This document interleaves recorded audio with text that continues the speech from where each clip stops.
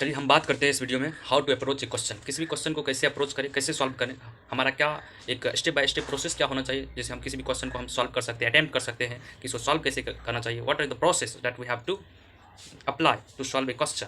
तो वो हम आपको प्रोसेस एक एक करके हम आपको स्टेप बाय स्टेप बताते हैं। सबसे पहले अगर कोई भी क्वेश्चन है, मान लीजिए फिजिक्स का, हम कोई भी क्वेश्चन के बारे में अगर बात कर ले, कोई फिजिक्स का क्वेश्चन है, ठीक है। सबसे पहले क्वेश्चन जो दिया है उसको रीड केयरफुली, मतलब उसको अच्छी तरह से पढ़े क्या कह रहा है क्वेश्चन, उसको अप्रोच कर रहे हैं, क्या कह रहा है क्वेश्चन, उसको पहले समझ गए, ठीक, क्या कह रहा है क्वेश्चन समझ गए, ठीक। पहला स्टेप क्लियर है कि हम अच्छा से पढ़ लिए और क्या कह रहा है क्वेश्चन वो समझ गए। उसके बाद दूसरा है कि उसमें जो डाटा दिया हुआ है, मान लो हम ग्रेविटेशन का कोई भी क्वेश्चन उठाएंगे, उसमें जो दिया हुआ है वो डाटा को हम लिख लेते हैं, ठीक, जो दिया हुआ है उसको लिख लेते हैं, ठीक। सबसे पहले क्वेश्चन अच्छा से पढ़े। दूसरा step write down the data को लिख दिए। तीसरा स्टेप क्या होना चाहिए कि हमको क्वेश्चन में चाहिए क्या, हमको निकालना क्या है, तो जो निकालना है उसको कैसे हम अप्रोच कर सकते हैं। तो तीसरा स्टेप हो गया हमको what we have to find out. तीसरा step what we have to find out, हमको क्या चाहिए, और उसके बाद जो हम उसको अप्रोच कैसे कर सकते हैं। फोर्थ स्टेप हो जाएगा हाउ कैन वी अप्रोच। तीसरा स्टेप हो गया what we have to find, और चौथा हो गया हाउ कैन वी अप्रोच, हम किसी भी क्वेश्चन को कैसे अप्रोच कर सकते हैं, ठीक।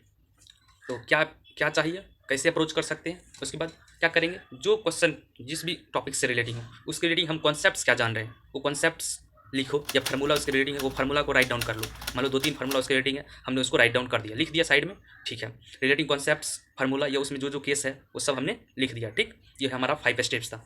और 6 स्टेप क्या होगा, जस्ट हम एक्सपेरिमेंट के रूप में वो वैल्यू को पुट करके देखिए, अच्छा ये पुट किए, ये क्वेश्चन ये करके देखते हैं इससे ये वैल्यू आता है कि नहीं, जस्ट पुट करें, एक एक्सपेरिमेंट करें। अगर बिना एक्सपेरिमेंट को, अगर हम एक्सपेरिमेंट नहीं करेंगे क्वेश्चन सॉल्विंग में, तो आज हम सॉल्यूशन देख के बना ले, लेकिन आने वाले मतलब 2-3 महीना के बाद, 2-3 साल बाद अगर हम क्वेश्चन को अटेम्प्ट करने जाएंगे, हमसे नहीं बनेगा, 100% नहीं बनेगा, क्योंकि हमने उस क्वेश्चन के साथ एक्सपेरिमेंट नहीं किया कि हम कैसे इसको ला सकते हैं। तो सोल्यूशन, अगर आपने सोल्यूशन डायरेक्ट क्वेश्चन देखते हैं तो आप बहुत गलती कर रहे हैं। सबसे पहले एक्सपेरिमेंट किया, हम कहाँ तक पहुँच रहे हैं, और बाद में सोल्यूशन देखेंगे। मतलब क्वेश्चन हम जो एक्सपेरिमेंट किए, जिस मतलब सॉल्व करने का प्रोसेस में कहाँ हम गलती करें उसको पहले फाइंड आउट करिए।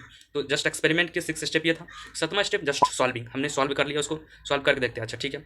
अब अगर मान लीजिए आपका मतलब सॉल्व किया, आपको नहीं आ रहा है आंसर, सबसे पहले हमने कैलकुलेशन सही किया है, कैलकुलेशन मिस्टेक तो नहीं है। 8वां स्टेप है कैलकुलेशन मिस्टेक, बहुत तो कैलकुलेशन मिस्टेक भी हो जाता है, तो उसको पहले देखना है। 9th स्टेप में है कि हमने जो फार्मूला यूज़ किया, जो कॉन्सेप्ट लगाया है, जो केसेस लिया है, वो यहाँ पे वैलिड है कि नहीं, वो भी चेक करना पड़ेगा, वैलिड है कि नहीं। तो ये सब पॉइंट्स को हमको ध्यान में रखते हुए किसी भी क्वेश्चन को अप्रोच करेंगे ताकि वो क्वेश्चन हमसे बन जाए।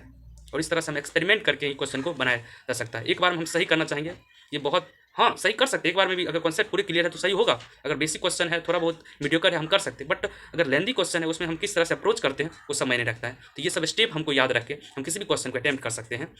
तो एक्सपेरिमेंट करते रहो, प्रैक्टिस करो, तभी कुछ हो सकता है।